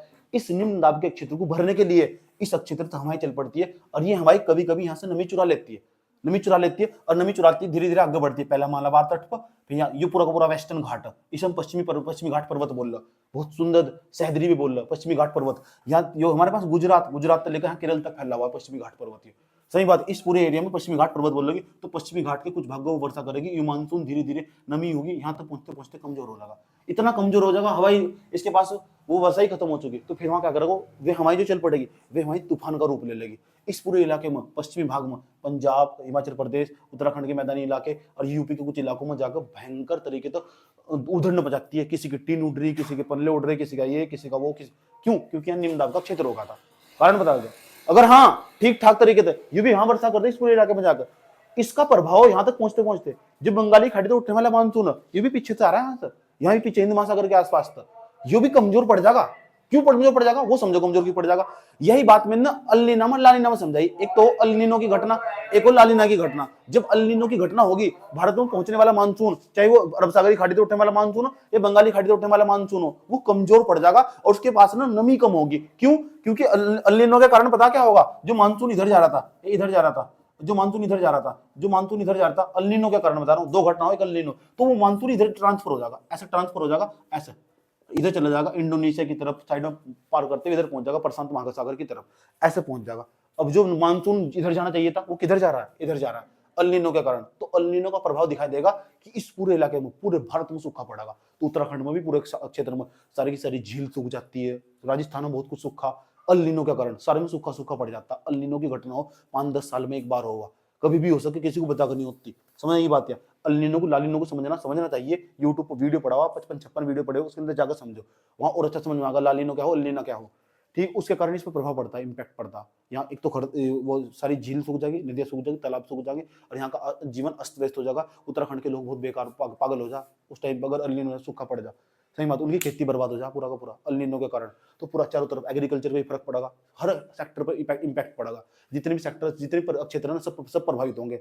सही बात है, यहाँ का समाज, सोसाइटी भी सब प्रभावित होगा। तो ये सवाल पूछा जाएगा तुमसे कि अल्नीनो का उत्तराखंड पर क्या प्रभाव पड़ेगा, ये प्रभाव पड़ेगा अल्नीनो का, कुछ भी अलग अलग सेक्टर में बना के लिख दो। बात समझ आई बात है। लानिना का क्या प्रभाव पड़ेगा, मानसून इतना ज्यादा हो जाएगा, बादल फटने की घटना दिखाई देगी, कहीं भी बादल फट जाएगा, कहीं ग्लेशियर टूट, भूस्खलन हो जाएगा। समझ बात है, भूस्खलन हो जाएगा, कहीं भी लैंडस्लाइड जिसे कहते हैं, जैसे वायनाड के अंदर हुआ ना, भी वायनाड के अंदर पूरा का पूरा लैंडस्लाइड हुआ, कई सारे लोग मारे गए, ये सर नो। तो इस पे भी सवाल पूछा जाओ, एक लेवल ऊपर होगा, जो तुम्हें समझा रहा था, लेकिन बनाकर लिखा जा सकता फिर भी अगर क्वेश्चन आया तो। बात समझ में आई है, इतना ही था हमारे पास, यही समझना था उत्तराखंड की जलवायु को। लेकिन कल मैं तुम्हें बताऊंगा आपदाएं जब आ जाती है तो ये सब चीजें क्या काम करते हैं, भारत में क्या मैनेजमेंट है, सही बात है, और उत्तराखंड के अंदर क्या मैनेजमेंट है, उत्तराखंड वालों ने क्या कर रखा है। क्योंकि भूकंप जोन क्या हो, तुमने नाम सुना होगा भूकंप जोन का, भूकंप जोन क्या हो, उत्तराखंड, पूरा का पूरा उत्तराखंड ना भूकंप नंबर जोन नंबर 4 और जोन नंबर 5 में हो। तुम्हें ये नहीं पता जोन नंबर 4 और 5 का क्या मतलब, पहला जोन कौन था, दूसरा कौन था, चौथा पांचवा तो बाद में पता होगा। सही बात है, कल को हम जानेंगे, सुनो वे कौन कौन सी आपदाएं हैं जो उत्तराखंड में इंपैक्ट डाल सकती है। अरे भाई, कल को उत्तराखंड के अंदर घुसने जा रहे हो तुम, उत्तराखंड के अंदर जॉब लेने जा रहे हो, और तुम्हें यही नहीं पता उत्तराखंड के अंदर कौन कौन सी आपदाएं इंपैक्ट डाल सकती है, नुकसान है, तुम खुद भी मर जाओगे। फिर तुम बताएंगे वे नुकसान कितना पहुंचाती है, सबसे भयंकर कब आई थी और आगे कब आ सकती है, ये बताएंगे तुम। फिर तुम बताएंगे इस चीज को हल करने का उपाय क्या है, उपाय भी तुम्हें सुझाए जाएंगे। ये भी तो तुम एक अच्छे प्रशासक बनोगे भाई, एडमिनिस्ट्रेशन में कैसे घुसोगे, कैसे जाओगे, या पीसीएस का एग्जाम निकाल कर ऐसे जा जाएगा। उत्तराखंड के बारे में नॉलेज होनी चाहिए, समाधान भी देंगे तुम कल को आराम से, बहुत सारी योजनाएं बताएंगे, सरकार ने क्या करा वो बताएंगे तुम। ठीक, फिर बताएंगे हम क्या कर सके, अगर हम सिविल सर्वेंट बनाया जाएगा ठीक है तुम जैसे लोगों को, तो तुम क्या करोगे वो भी सजेशन देंगे। यस और नो, ठीक है। अब चलें, आज के एपिसोड में इतना ही, फिर मुलाकात होगी हमारी, तब तक के लिए इजाजत दीजिए, धन्यवाद। 40वीं क्लास तक।